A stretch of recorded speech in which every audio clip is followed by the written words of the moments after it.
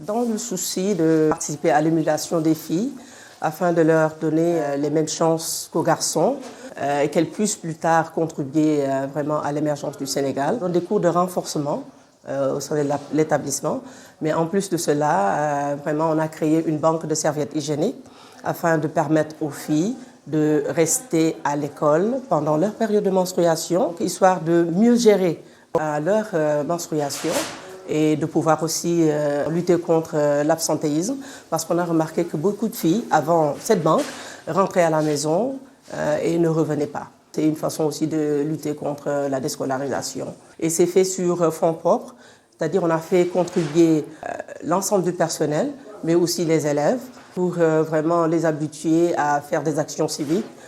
Garçons et filles ont porté le projet. Elles passent sans gêne, demander leur protection et sont à l'aise à l'école. Effectivement, on a eu quelques cas l'année dernière et cette année aussi, on a noté 2 ou 3 cas. Dès que la grossesse est détectée, on se rapproche de la fille, on la met à l'aise en lui expliquant la procédure à suivre, parce qu'avant, ce qui se faisait, c'est que la fille était exclue carrément du système. Mais maintenant, on leur donne la chance de revenir à l'école après accouchement. Il fallait choisir. Et quand on choisit, il faut une discrimination.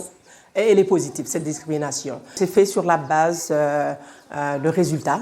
Donc des filles qui ont eu leur BFM avec brio, elles sont sorties premières de leur centre, où elles sont présentement en première et qu'elles ont fait de très bons résultats en seconde.